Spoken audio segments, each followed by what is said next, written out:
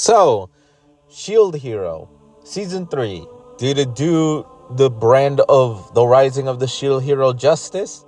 Did it fix the problems that Season 2 caused? Because Season 2 is just a pile of shit. To give you the short answer, I think it did its job of conveying a better story than Season 2. Since Season 2's pacing is just completely all over the place. However, I think if we're comparing it to Season 1 still has the stronger story. However, it gave us a lot of cool shit. So let's go over that cool shit that it gave us. Starting off with the opening. I think I have found another opening that I could just put on the music and just visualize the visuals without needing to look. Because this opening is pretty fire. It's Season 1 levels of badass music with amazing visuals. I gotta give it that. For the animation, genuinely speaking, it looks pretty good. The fight scenes genuinely catch my interest. And there are moments where I'm like, this might actually surpass Season 1. But yeah, I think it definitely looks very pretty. Granted, though, anytime we ever see this godforsaken turtle, then it makes me genuinely remember, all right, it's Season 2's fault that Shield Hero fell off. So, yeah, animation improved. The story for this season is in 2 parts. I'm surprised they even managed to cover it in 13 episodes. Kind of wish we went back to the traditional 25 episodes, because that would cover a lot more. But I'm still impressed that they managed to cover the slave arc. And then there's the second half, which has to do with the heroes, trying to get to them, and then the Curse series shenanigans. Though I guess the only missed opportunity is the fact that we never got to see Motoyatsu's Curse series in full display. Like, he has it, it shows right there, but I guess it's, if I recall, it's saving up for whenever he finally loses his goddamn mind.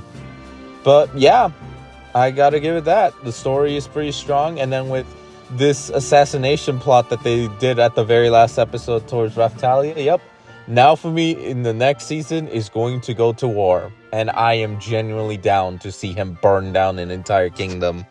For the characters, genuinely speaking, not a lot of them serve a stronger purpose. For example, one of the supporting characters named Ratotil Anthraya, let's just say Ratotil for the sake of this. She is a scientist, someone that Naofumi was fine adding to the village for help. Her role is not 100%, well, she's not the main focus.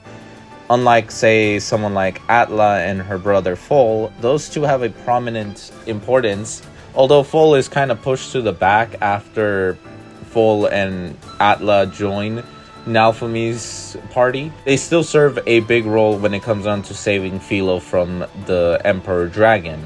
Whenever Gaelion basically went all berserk because he ate the little crystal he wasn't supposed to, and then ended up becoming quite literally the reincarnation of Windia's dad. Which, by the way, Windia is important for Ren's story. Like, there's a lot of these characters that tend to be important for specific things. Windia and Eclair are important for Ren, as Eclair was the one that beat Ren whenever he was in his Curse series, as well as Windia serving the purpose of Ren finally accepting that he fucked up. We do have Sadina, or Nadia. She is a strong character who has stronger ties to Raphtalia, revealing that, she's the bodyguard of what is essentially a princess. Raphtalia being discovered a princess? I genuinely should have seen that coming, but oh well.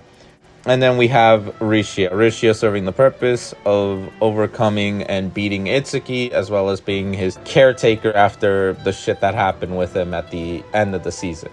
So, in terms of characters, like, there's a lot of new ones that come in, although some of them don't 100% show what they're capable of or their big importance to the story. I feel like Shield Hero Season 3 did enough with the episodes it had to at the very least make sure those that did matter shined. And I almost forgot to mention, Foal and Atla have a strong connection to Trash, considering how Trash is treating them. So We obviously know there's a strong connection between the two. Oh, right. I almost forgot about Sine, one of the vassal weapons from a different world. Genuinely speaking, it is fun kind of just talking about these characters. Now, for me, obviously, has grown. He hasn't been using the Rage Shield, though he might after what happened at the end of the season. Then, obviously, Raftalia has grown a lot on her own, and obviously discovered as a princess. Kind of makes it interesting considering Philo is a candidate for Philolio Queen, so making her, I guess, a princess in a sense. So now for me, his main two party members are princesses. That is genuinely funny now that I think about it. But yeah, characters, it didn't do a bad job this season. Overall, I think this season has done a lot well. The pacing could be a bit better, but considering the amount of story that it is covering, it's a lot better than season 2 cutting off a majority freaking volume. So yeah, I mean, it skipped probably a few things here and there, probably minimized a few of the fights or some important things, such as how Ren and Eclair had encountered each other in a practice battle, which should have been shown in season 2. Man, season 2 really fucked the ball for this. Anyway, the point is, season 3 did a good job. I think it did redeem the Shield Hero, though I find it quite funny that a lot of people ended up hating both Itsuki and Ren even more than Motoyatsu. When season 1, everyone was just shitting on Motoyatsu because he's with bitch, he's being manipulated. It's like, yeah, he's a moron and a ladies' man. That combination does not help him, and she's a master manipulator. What do you expect? And also, I don't know, it's funny how those two got a lot of hate. Itsuki, I mean, I've never liked him from the beginning, and the dude really surprised me. Dude punching Rishia like it's nothing. I mean, I was expecting something like that, but then again, it's just mind-boggling when you see it happen. Though, I would like to also point out that Motoyatsu is not out of the hate reign yet. After how he's treating Philo and acting kind of weird, yeah, he's not gaining any favors from anyone either. But I think Itsuki is just getting even more hate because of the things he did, which are way more harsh than what Motoyatsu is doing.